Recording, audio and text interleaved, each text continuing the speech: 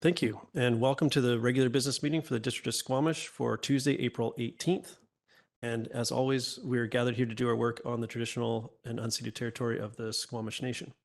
Please be advised that this council meeting is being live streamed, recorded, and will be available to the public to view on the District of Squamish website following the meeting. If you have concerns, please notify the corporate officer present at the meeting. Could I have someone move adoption of the agenda, please? Moved by Councillor Anderson, second by Councillor Greenlaw. All in favor? Any opposed? Motion carries. Thank you. Our first order of business is a proclamation request. So I'd like to invite Ms. Lonsdale to the podium, and you have 5 minutes to address council. Close, but not. So Mayor and Council, good evening. And I think chances are that none of you know anybody who has CIDP or GBS. They're diseases where the immune system attacks the nervous system, and they affect about 1 in 100,000 people, so fairly rare. And because they're rare, general practitioners most often attribute the symptoms to something else, delaying the referral to a neurologist who will, after many tests and much time, be able to make a correct diagnosis. Both diseases respond to treatment. GBS, Guillain-Barre syndrome, is mainly treated with IVIG. Those are injections of live antibodies that have been harvested from healthy individuals. Gary Halverson, son of Tor and June Halverson, was struck with GBS over a decade ago. And although he has it under control, it has left him with nerve damage, particularly in his feet. My son, Rob, who lives in Prince George now, was 45 with 2 boys, 11 and 9, when he was diagnosed with CIDP, chronic inflammatory demyelinating polyneuropathy, and that's a mouthful. With this autoimmune disease, the myelin, which insulates the nerves, is stripped away bit by bit. The symptoms started with numbness in his feet in June 2018. And after a couple of visits to his regular doctor, he was referred to a local, that's Prince George, neurologist. He ended up in hospital on October the 5th, on his birthday, where he was started on IVIG, the treatment for GBS, which the neurologist thought he had.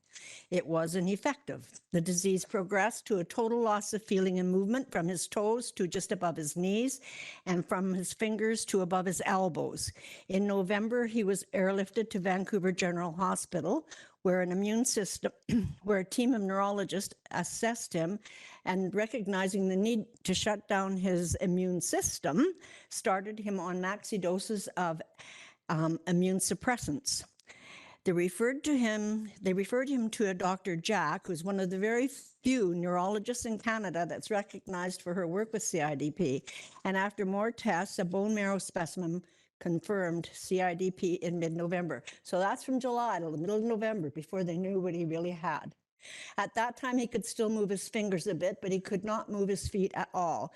His face was partially paralyzed. He could barely walk. He continued to worsen. By January, he had to be lifted from bed to a chair with a sling. It turned out he had a very rare variant of CIDP. And finally, in mid-February, rituximab, a drug that was in trial stages, was administered. It worked, and he began the long journey of rehabilitation. He was sent to GF Strong, where over a period of 3 months, they were able to get him using his hands again, to be able to put some weight on his legs and feet and transfer from wheelchair to bed.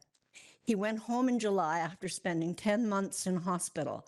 5 years later, and continued physiotherapy, he is left with a tremor in his hands, damage to his right leg muscles, little feeling in his feet, and no movement in his right foot at all.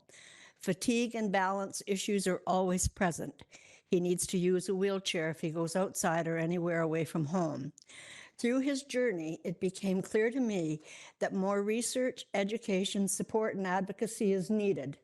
Imagine being a patient who for months has no idea what is wrong, how or if it can be treated, and the long-term prognosis. It is chronic, so it may come back. Frightening. So in closing, I ask Council to pass a motion proclaiming May GBS CIDP Awareness Month in the District of Squamish. Thank you.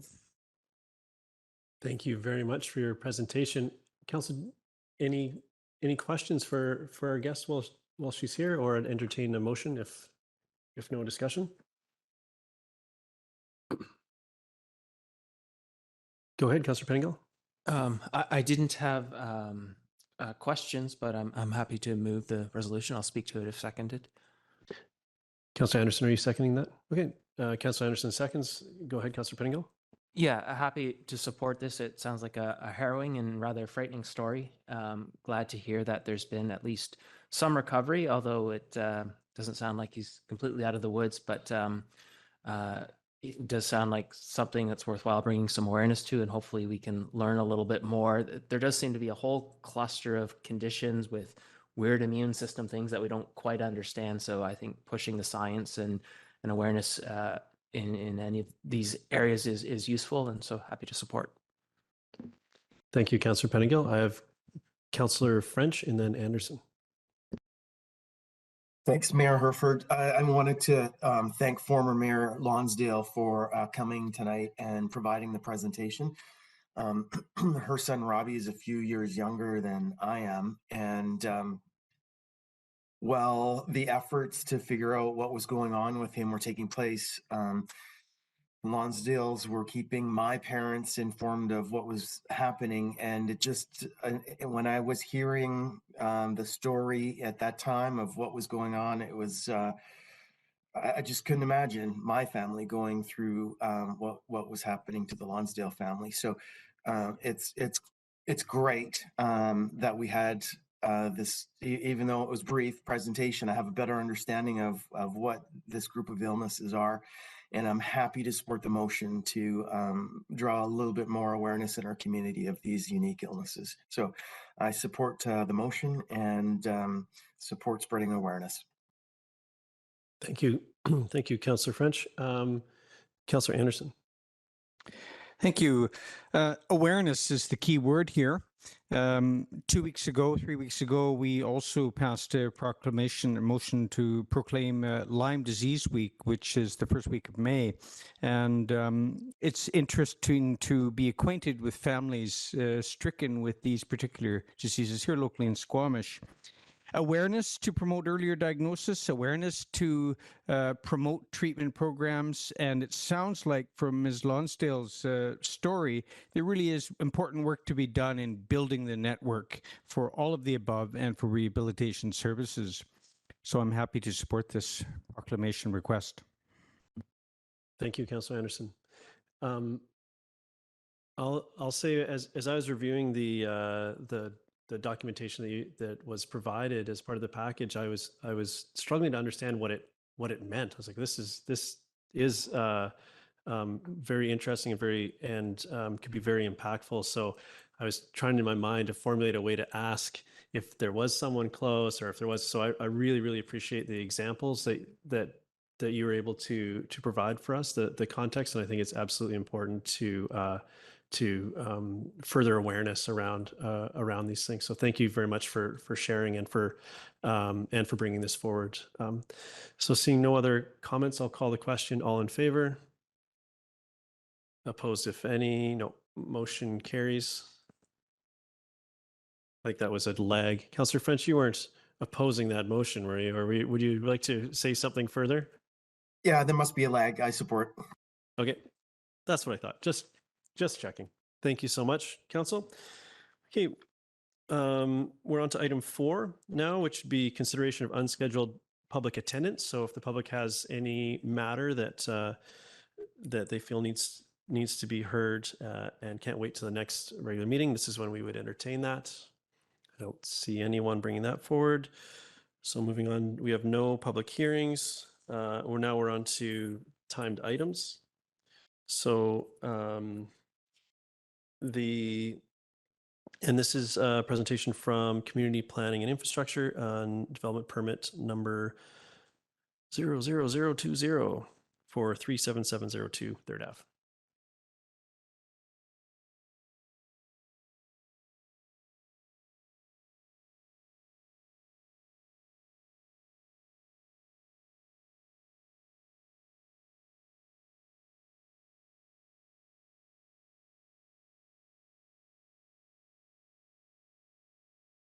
Thank you, Mayor Herford. Good evening, Mayor and Council. My name is Brian Daly, planner with Community Planning. I'm here tonight to present Development Variance Permit number 20, which is requesting a reduction to an exterior side setback. The subject property is located at 37702 3rd Avenue in the downtown South neighborhood at the south end of 3rd Avenue. The property is adjacent to the unbuilt Westminster Street Road right-of-way, and the property is currently developed with a mixed commercial and residential building containing 3 commercial units on the ground floor and 3 residential units on the second and third floors. The applicant has provided a memo from a qualified environmental professional confirming the project is exempt from Development Permit Area 1 guidelines as no riparian setbacks fall within the property boundaries. The applicant has also provided a flood hazard report which addresses the Development Permit Area 2 guidelines, which has been accepted by staff. The applicant is proposing a 2-unit residential infill building with live-work space at grade for one of the 2 units. The proposal meets the requirements of the C10 zone, apart from the location of the deck space for each of the 2 units, which projects into the required exterior side setback. This application would meet the delegated development permit criteria as it is proposing less than 20 residential units and 300 square meters of non-residential floor area. As such, this development variance permit is only considering the requested setback variance and not compliance with Development Permit Area 3 and 7 form and character guidelines, which will be processed under a separate delegated development permit. Staff believe this application meets the DPA 3 and 7 guidelines. A variance to the exterior side setback of the C10 zone is requested to allow for larger balcony space for the 2 residential units. Given that the southern property line is adjacent to the unbuilt Westminster Street Road right-of-way, it is subject to an exterior side setback. The applicant is requesting to vary the exterior side setback requirement from 4.57 meters to 2.8 meters for the balcony space only. This is an increase of approximately 1 meter beyond the allowable 0.76 meter balcony projection permitted in the general regulations of the zoning bylaw. The variance would allow for a 1.82 meter deep balcony off each unit. Without the variance, the balconies could only be 0.76 meters in depth. The applicant has agreed to enter into a no-gas covenant for the new building, as well as providing conduit to facilitate the future installation of solar panels. It is the intention of the applicant to construct the building to Step 5 of the BC Energy Step Code so that it is net zero ready. However, they are hesitant to make this commitment in a covenant given the current costs associated with labor and materials. Staff are supportive of the variance request as it will provide more functional outdoor space for the residential units and will have limited impact on neighboring properties.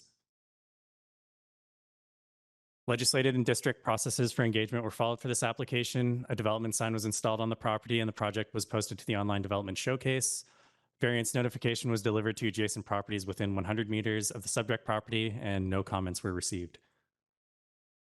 So staff are recommending that council approve development variance permit number 20, subject to a commitment from the applicants that no gas will be provided or permitted in the new building. No residential use will be permitted on the ground floor of the addition of the new building, and providing conduit to facilitate the installation of future solar panels. That concludes my presentation. I'm happy to take questions at this time. Thank you. First, we'll go to council, and then we will open up to the public if there are any questions. Council, questions? Go ahead, Councillor Pettingill. I just find myself a little bit confused by the drawing. So when I look at the top of the pages we have, it says rear side setback, and then the front or the side setback seems to be what I would consider the front of the building, sort of opposite the back. Or I'm just wondering if staff can orient me to what's the front and the back and the 2 sides.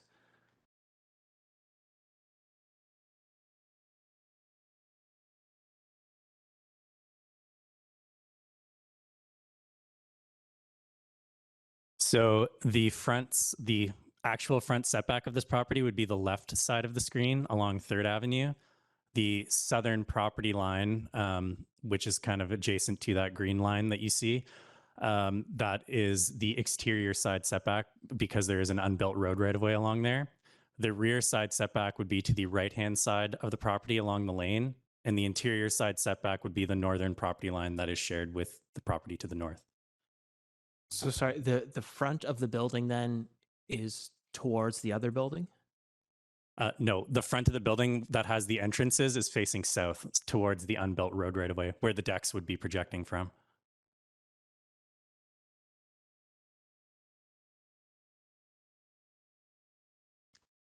Thank you. Councillor French. Thanks, Mayor Herford. And parking isn't mentioned at all in the staff report. And I don't want to get super caught up in this, but I do want to know a little bit more about the parking situation for this application. So projects like this almost always generate parking concerns. So I'm wondering if staff will elaborate on the parking scenario for this project. How many does the property currently have? How many will there be once the addition is complete? And will any of these spots have electric vehicle charging capability? Through the chair, so the parking requirements meet the requirements in the zoning bylaw. I will double check how many are existing. I believe there are 5 existing. And so there's 6 existing total. There's 5 existing with 1 accessible stall. A number of those are located, or 3 of them are located off of 3rd Avenue, and the rest are at the rear of the property. When this building goes in, they will reorient the parking. The new building will require 2 additional parking stalls, and there's sufficient space on site to accommodate all of them. I'm not certain if there is an electric vehicle charging capability for the new proposed parking stalls. Okay, thanks, Mayor Herford. Thank you, Councillor French. Council, any other questions before I venture one of my own?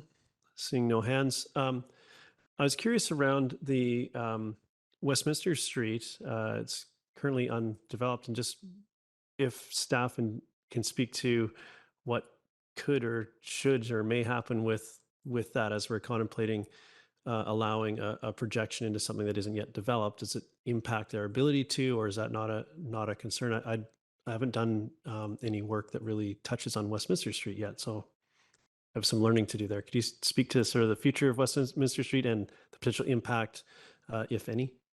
Thank you for the question. My understanding is there's no immediate plans to develop Westminster Street. There's a large kind of riparian area just south of that road right away, which is why this property would typically be subject to development permit area 1, though they've provided a report confirming that those setbacks don't fall within the property. It is unlikely that this variance would have any effect on the ability to develop this road right away, as the decks would still be located on the property and would still be set back from that southern property line. Okay, thank you. Council, any further questions on this before I entertain a motion? Seeing, oh, and we do have the opportunity for the public to speak, so I'm going to, need to procedurally read out a bit of a script here, and we'll see if there's any participation. So, for development permit number 20, 37702 3rd Avenue, the proponent and members of the public will be given an opportunity to be heard electronically or in person with respect to the proposed variances to District of Squamish zoning bylaw number 2200/2011. There is one proposed variance to the zoning bylaw, and the proposed variance is outlined in the staff report. Members of the public are reminded that you may only speak to the variances during this process. The purpose of the proposed variance to section 32.7A, exterior side setback, is from 4.57 meters to 2.8 meters for residential balcony space only. All speakers will be given a maximum of 5 minutes to address council. I will first call on speakers participating in person. Please raise your hand and wait to be recognized. For all speakers, please approach the podium and start your remarks by clearly stating your name and neighborhood. Details to participate via telephone or on the WebEx platform are displayed on the screen. I'm going to confirm that that's the case. For those who have logged in from the computer or are watching the live stream of the meeting and are included on the district website. And there they are now. If you are participating by phone and wish to be added to the speakers list, please press *3 on your telephone to raise your hand. If you are participating via the WebEx platform, add your name to the speakers list by opening the participant panel and clicking on the hand icon. Please note that when it is your turn to speak, you will receive a voice prompt via telephone or a dialogue box via WebEx. Please commence your remarks by clearly stating your name and your neighborhood. If you experience technical difficulties, please use the chat function to send the host a message or email hearing@squamish.ca. After all that, yes, please approach the podium and start by stating your name and neighborhood. You have 5 minutes to address council. Yep. There you go. Bomber. I currently reside, I guess, Hospital Hill, and my wife Takaya and I are here. This is our property, and just thought I'd give you a little bit of background on our history with the place. Takaya and I bought the property as a piece of bare land in 2003, and in 2004 made application to the district, and we built the existing building that's now on the site. As Brian explained, a couple of small commercial spaces with apartments. So the building was never designed to optimize or maximize the floor area on the site, and we've got a portion at the rear of the property that we've been aware could support support an infill building with the zoning. Am I? A little Yeah, bit more. sorry. Don't worry, this Can you isn't get more coming out of off it? your total time. We'll just make sure we No, get them. okay. There you go. So it's been several years that we've been thinking about it, and it's quite a complex set of constraints because it's a very small site, and a lot of factors pushing and pulling from different directions. So we finally, I think, after a long process, have come up with a design that we think fits well with the constraints of the site. And one thing we did want to do is not create a complex rezoning process. We wanted to work within the existing C10 zoning. So the setbacks on the exterior side yard are what they are. And as a result, another layer of complexity was the flood construction requirements that were recently updated. The second story needs to be about 13 feet above the lane to meet that. And the stairs to get up to that story take up a fair bit of space as well. So we're getting kind of pinched on just buildable site area and access up to that level. So that created a condition where it was difficult to provide some usable outdoor space that the OCP supports for residential developments. So we're requesting the variance in order to provide this usable outdoor space. To your earlier comment about impact on Westminster Street, the downtown south area has a MUD 2 zoning that was created for this neighborhood, and the setback requirements are less than the C10 zoning that the current property has. There's actual specific language in the MUD 2 zone that addresses properties on Westminster Street right of way that provide for a lesser setback than we're actually requesting. But like I said, we would like to just sort of work within the existing constraints of the zoning, and without the complexities of that process, we thought we'd stick to the C10. So basically that's the summary of why we're doing what we're doing. And we think we've got a pretty functional building that fits in with the unique small lot characteristics of the neighborhood. And we hope with this variance request that you feel the same. Thank you. Thank you very much. Is there anyone else in chambers or online that would like to provide a comment on this process? Seeing there's none online, I'm getting okay. So seeing none, council, we'd entertain a motion. Councillor Penigo. Moving the recommended motion. Thank you. Councillor French seconds. And Councillor Penigo would like to speak to it. Yeah, I think the variance and the covenants to go along with it make sense. I think given where the site is and what's proposed, it makes a lot of sense given everything that's in our planning documents that we want to achieve. So happy to support this. Thank you. Councillor Stoner.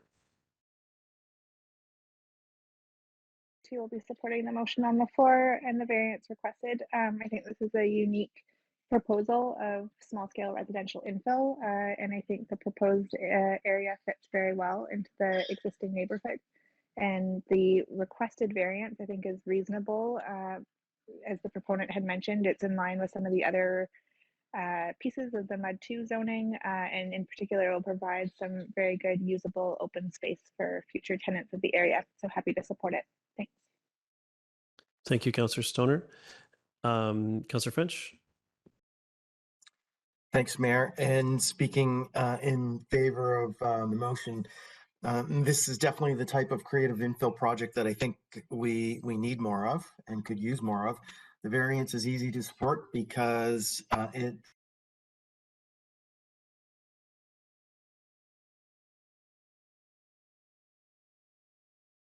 Councillor French, that's a great dramatic pause, or we've lost you. So I'll come back to you, and we'll go to Councillor Anderson. Thank you, Chair. I'll be speaking in support of the staff recommendation. I'm convinced of staff's rationale for supporting the variance request. Mr. Kirschbaum has addressed the topic of the setbacks relative to Westminster Street. South of the lot is important habitat and drainage area for the downtown, and I doubt that we need be concerned about development prospects on the immediate south side of this building. Thank you. Thank you, Councillor Anderson. I saw Councillor French come back and go. I can see you moving now, Councillor French. You froze. Do you want to take another go at your comments? You froze in the middle. If you need to lose your video to ensure audio quality, that's totally fine. So take it away. Okay, thanks. I don't know at what point you lost me, but I maybe didn't hear that I'm pretty confident that that road will never be developed. So I don't think that there will ever be any issues conflicting with a potential road development on Westminster. Those are my thoughts. Thanks. Thank you. Seeing no other hands, I'll venture my own. I'm happy to support this variance. I think this is a great use of the variance process, and I'm happy to see a small project provided much needed housing in our community. And as we have pressures on our housing and we look at meeting those demands, it's important to me that we are keeping the livability of these spaces and by extension our community in mind as we do so. So having quality outdoor space, I think is important to quality of life of the folks that are going to be housed here. So I'm happy to support this variance. So with seeing no further comments, I'll call the question. All in favor? Opposed, if any? Motion carries unanimously. Thank you very much. So, Council, moving on, we've got to our consent agenda. I would like to. I'll start by pulling letter 4 myself, and if anyone has anything else they'd like to pull, I have Councillor French and then Councillor Stoner, and then Penigo. So go ahead, Councillor French. Thanks, Mayor. I'll pull regular business meeting minutes of April the 4th and also the Gen Ford letter B1, please. Okay, thank you. Councillor Stoner? I was also going to pull B1, so all good. Thanks. Okay, Councillor Penigo? I wanted to pull B2, the Access BC letter. Okay. Believe it or not, there's still things left in the consent agenda. So we will, can I have a mover for what's left of the consent agenda? Councillor Pettingill, and I'll second that. All in favor? Motion carries. Thank you. And we'll come back to the pieces that were pulled later. Now we're on to consideration of council committee recommendations. And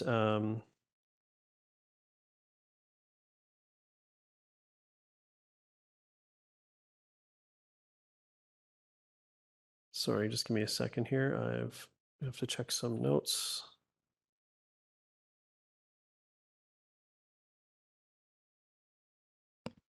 Okay.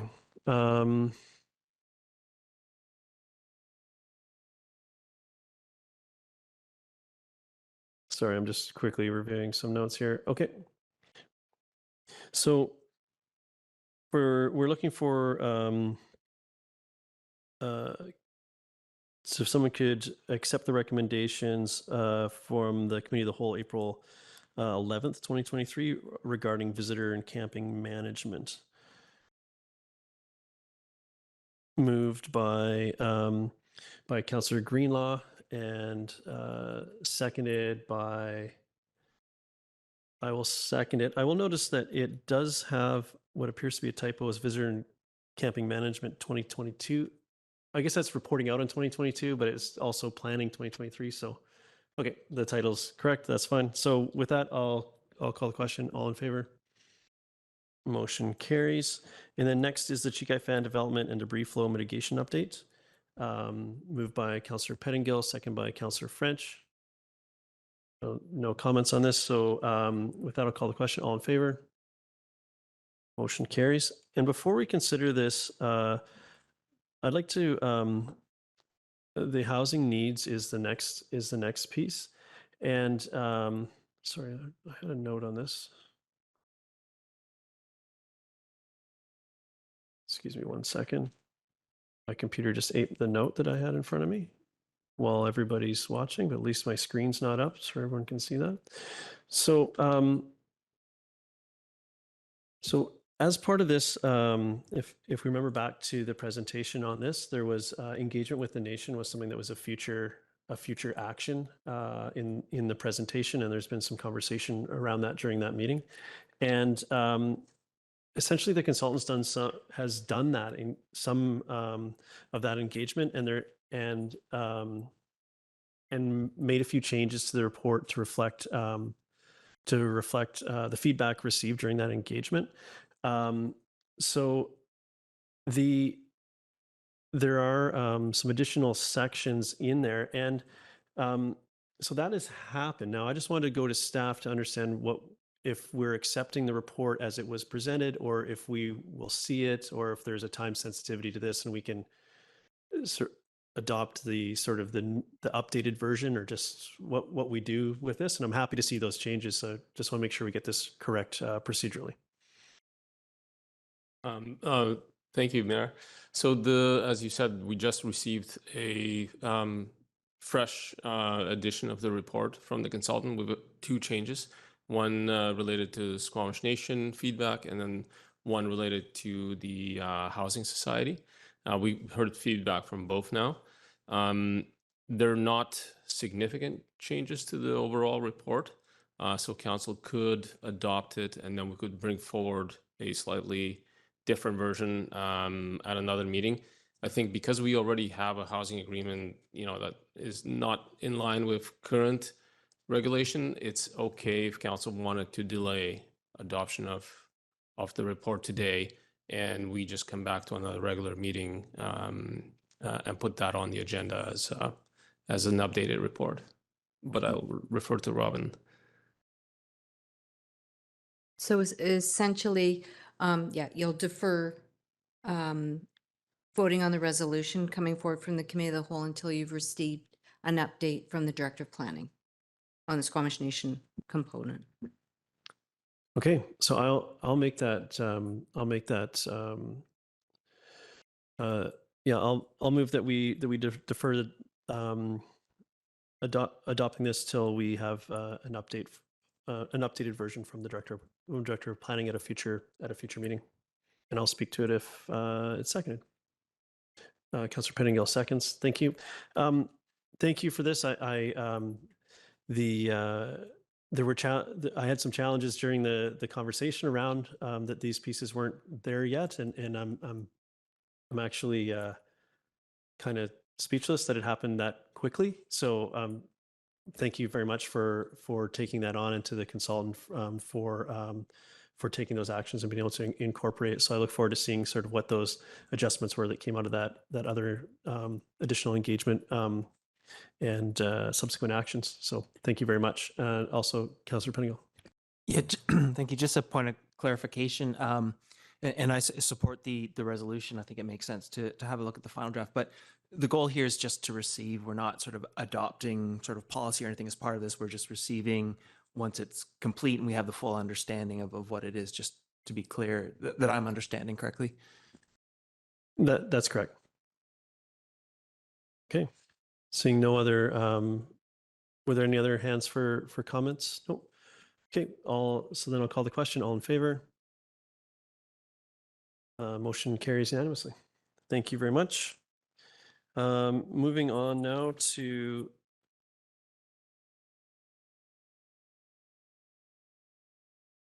community services, appointment of a community patrol officer. Do we have someone speaking to this, joining us or online, or this is pure? Yeah, go ahead. So the community charter requires that anybody who is going to be acting as a bylaw enforcement officer has to be appointed by council. We can bring forward a bylaw that allows these appointments to happen by swearing an oath, but usually we bring it forward to council because it's a lot easier. It's the easy factor. Okay. Thank you. Council, any questions on the process or in general? Seeing none, I will move the staff recommendation. Is there a seconder? Councillor Stoner seconds. Any comments? Call the question. All in favor? Any opposed? Motion carries unanimously. Thank you very much. We had no late agenda items, no correspondence action requested. Now we have correspondence referred from the consent agenda. And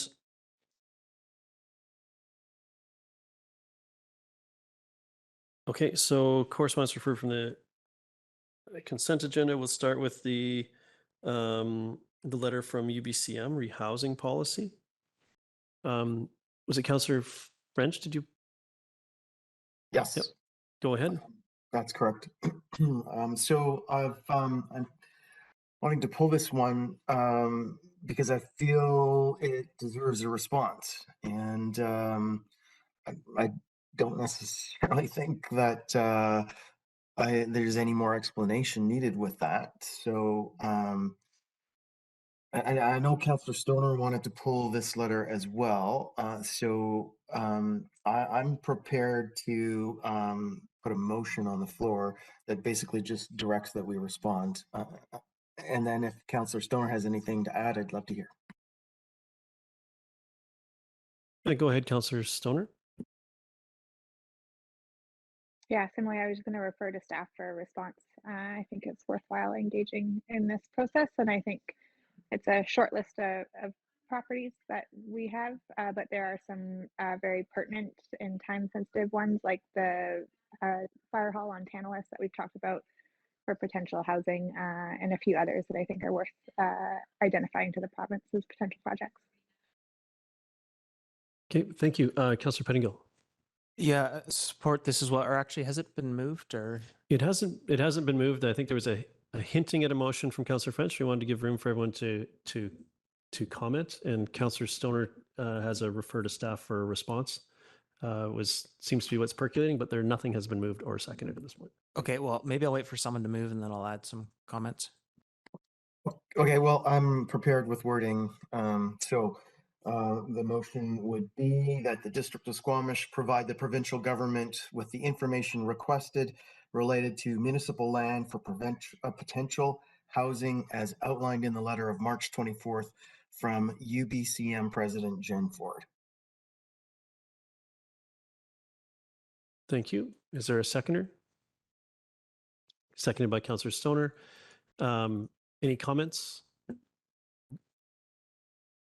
Councillor Pettingill? Yeah, I would just hope, and I would expect that staff would be mindful of the level of effort, but that we would include in our list Crown-sponsored grant lands, and that just to remind them of what properties they have in the area that might be useful for some of these purposes as well. In my mind, that would be useful to include in the list. Thank you. Any other comments? Seeing none, I'll call the question. All in favor? Any opposed? Motion carries unanimously. Thank you. Next we had, sorry, I've lost my, oh, there it is. Next we had, who pulled letter 2? Is that you? Go ahead, Councillor Pettingill. Yeah, I just wanted to highlight, so we were asked last term for some support from Access BC, so we joined some other communities in asking the province to include coverage for contraception, prescription coverage for contraception. And so it's I think a significant win that the province has decided to do that. We also, and they're, you know, in their letter, they talk about what could you do next? And the next step is to help address period poverty by providing menstrual products in washrooms. And we did that around the same time as part of that year's budget. So I think we are ahead of the curve and on track. And so just a couple of wins for our community that I wanted to call out. Thank you for that. And yes, this is a this is a great news story, and it's great that it got done now. I think it's truly tragic that it took this long, but that's let's celebrate the victories as we get them and keep pushing forward. So so Councillor Pettingill, would you move receipt? It was Move just receipt. to highlight. Okay, Yeah. I'll second that. Are there any other comments on this topic before we? Seeing none, I'll call the question. All in favor? Motion carries unanimously. Thank you. And then letter 4 was me. This is from the school district, and I'd like to get direction from council to coordinate with the school board to and I'll pull out a motion out of this, but the idea is that we set up a board to council meeting so we can discuss not just the contents of the letter, but issues of mutual interest. I think we have lots of work to do with the school board, and the letter speaks to a specific outcome, but I'd like to have a council to board meeting is what I would propose. So I'd like to get direction from council to move in that direction. If there's any questions, I'd entertain them now. Otherwise, I'll make a motion to that effect. Yeah, go ahead, Councillor French. Okay, so I was just trying to pull up the letter so I have it right in front of me, but I got technical challenges. My memory of the letter is it sounded to me like they were inviting us to their place, and we're suggesting that Wednesdays work well for them. So I'm just thinking we may consider that they have already invited us over there. So whatever direction we take, we could potentially work off of what they've already sent to us, as opposed to us inviting them into our.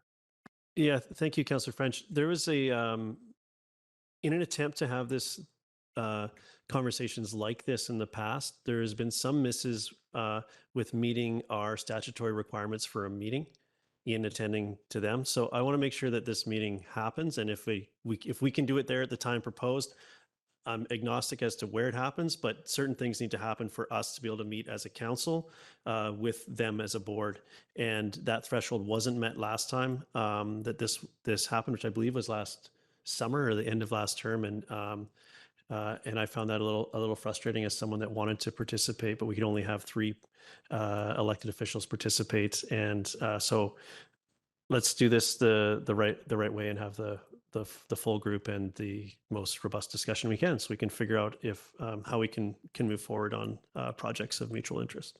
So that's where I'm coming from, but absolutely we'll work with them to schedule, and if it's there, and that can work, that's fine. If it's here, if it's some other neutral territory, we'll hash it out and get to that point. Does that address your concern? Yeah, that's great, because I too shared your frustration. I didn't attend that meeting. I wanted to, and voluntarily bowed out so that it could happen within the bounds of what we had at that time. So we're on the same page, you and I, on this.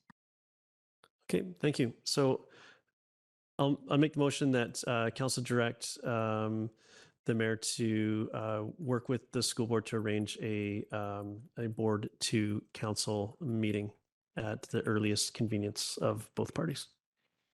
Moved by Councillor, or I'm making that move, seconded by Councillor French. All in favor? Motion carries unanimously. Thank you, Council. Moving on, I think we're on to well, this would be minutes, approval of minutes referred from the consent agenda. So, Councillor French, you pulled the regular business meeting of April 4th. Would you like to speak to it?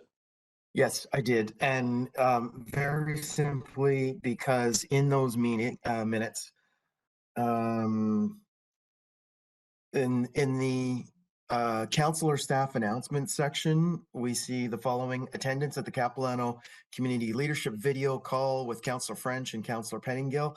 Mayor Herford attended that as well. And I want the the minutes to reflect that the mayor was on that call as well, because you contributed very eloquently to that. So, and I believe Ms. Pollock has already received an email from me with those particular details.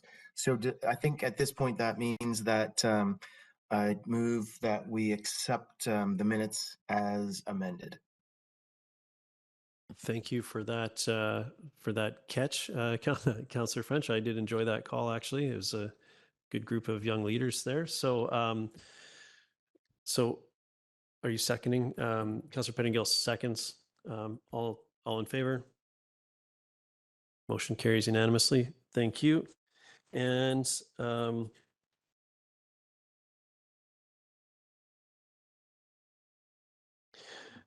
next, we had business arising from the minutes. There was a, do we need to, sorry, just procedurally, are these solely for information, or do we need to procedurally receive for information? This is just a kind of a new, no, they're just there. Okay, staff's nodding that these are just there for information to answer questions. We don't need to do anything with them procedurally. We have advisory design panel minutes from January 19th. And again, are those just to, or remove receipt, or just they're just there as well? Okay. Council notice of motion. Seeing none. We do have no council or staff in-camera announcements. We had no unscheduled public attendance.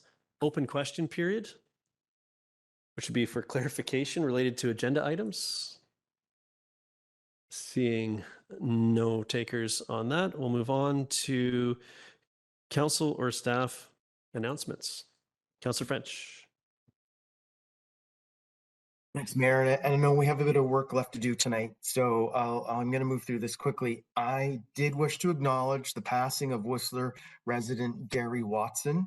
As a Whistler pioneer, he served on the very first Whistler Council in 1975. He served 3 terms on council and was instrumental in building the resort neighbors that we have today. Gary was a member of the Garibaldi Olympic Development Association. He was a key player in establishing the Whistler Housing Authority, which has been an inspiration for our own housing society here in Squamish, and also the Whistler Community Foundation. He was early involved in that. Mr. Watson was awarded the Freedom of the Municipality in Whistler. He was Citizen of the Year in 2005. And he was recognized with a Community Achievement Award from the province's Lieutenant Governor. And these are just a few of the honors that he accumulated. Mr. Watson left us too early a few days ago at the age of 89. Thanks, Mayor. Thank you, Councillor French. Councillor Anderson. This past weekend was the return of Soccer Fest. I think after 3 years during our COVID pandemic period, there were a lot of umbrellas out. But nonetheless, there was a good number of locals, spectators, as well as people connected with the games that were underway, with teams from all over Southwest BC.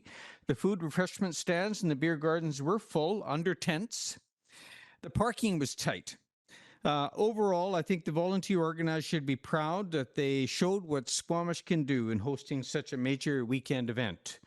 The weather did clear up for late Sunday, and especially the Squamish ladies teams did very well in their finals late Sunday afternoon. It was an opportunity to see, as we're discussing in council plans for Brennan Park, all of these facilities strained to the max, and not least the parking. So it was great to see that the organizers clearly were pleased with how the event went off, and next time we'll hope for some better weather, but well done, Soccer Fest. Thank you. Councillor Penigal. Yeah, I attended, I think it was this past Wednesday, and I'm going to mispronounce it, but Namwayat, and an evening with Chief Robert Joseph. So that was him speaking about a book he has written recently over COVID, which I actually didn't realize. There's a book group that started with 21 things you probably didn't know about the Indian Act, hosted by some of our folks at the library, and I've stayed a part of that group. So this was our most recent book. And this was a partnership with Whistler and Pemberton Libraries as well. Just such a moving evening. He's such an excellent speaker and someone who went through the residential school system, suffered many of the worst things you hear about, but has just become such an advocate for reconciliation, and just such a wonderful storyteller and speaker. It was just a wonderful evening. And then on Sunday, I had an opportunity to go to the Squamish Community Festival highlights concert. And as an adult, I've been reconnecting with music as much as I can. And so I got an invite to this. It was sort of deflating and inspiring at the same time. Inspiring because the level of musicianship was just incredible. Some of our staff, their kids were in this performing, just did an unbelievable job. The only reason I say deflating is because these kids are so good. It makes me realize I'm never going to get to that level. But still, overall, it was just such a wonderful afternoon. And so thank you to everyone that helped with that on. And I will do a little plug for them.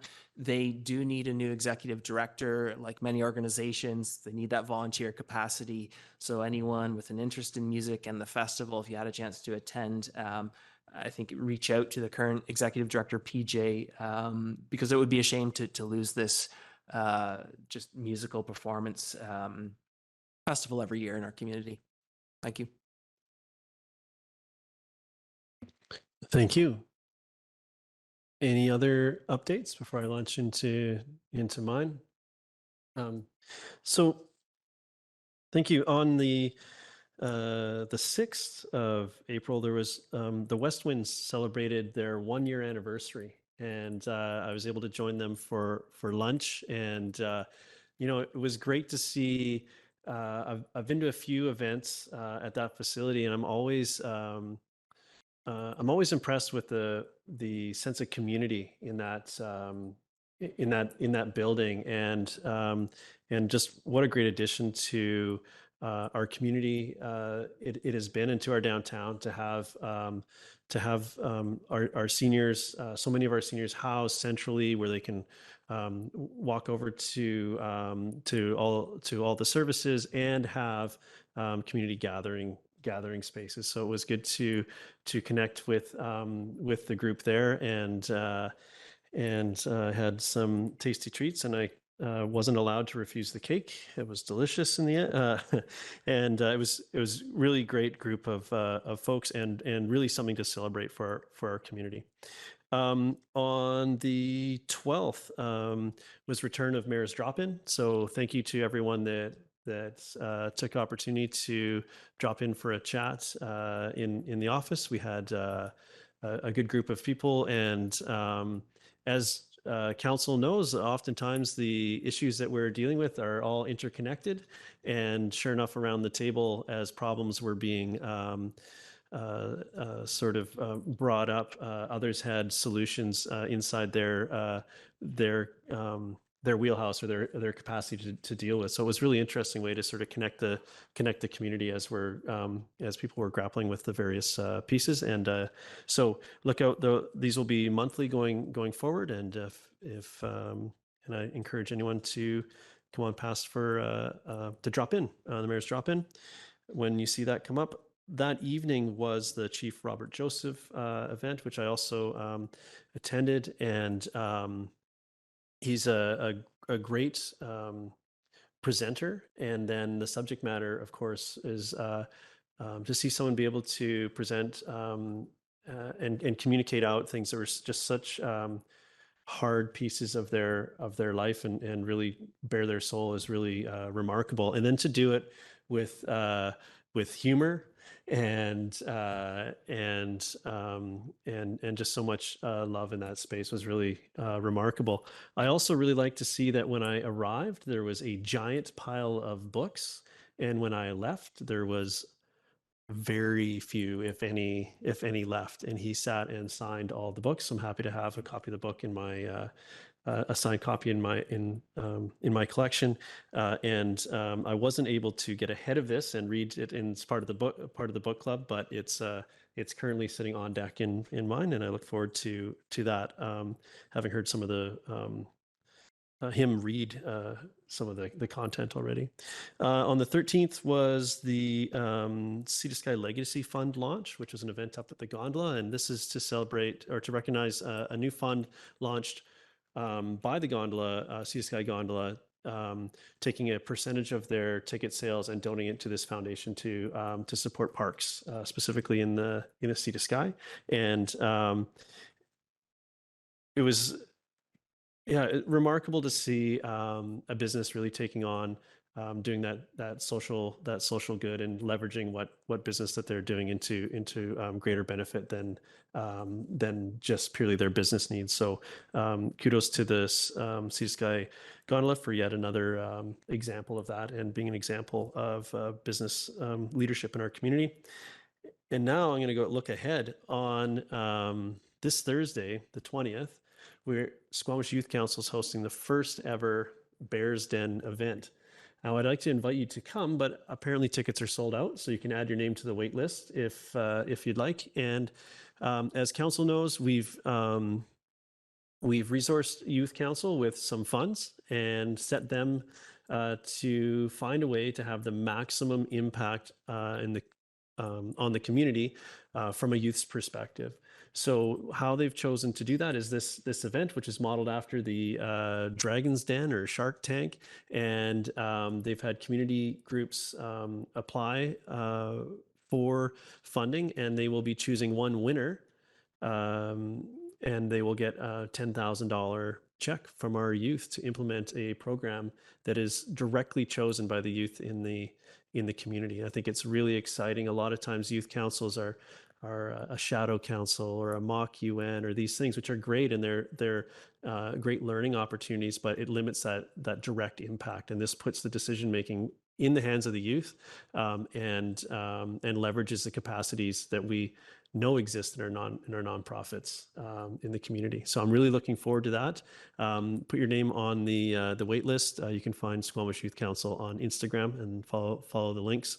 I heard there may be some additional tickets being released, and I look forward to reporting out on the winner and the event in general during one of these next updates. I could probably say more, but I think you've heard enough of me today. So with that, I'm looking for a motion to terminate. Moved by Councillor Greenlaw, second by Councillor Hamilton. All in favor? Motion carries. Thank you. That concludes our regular business meeting.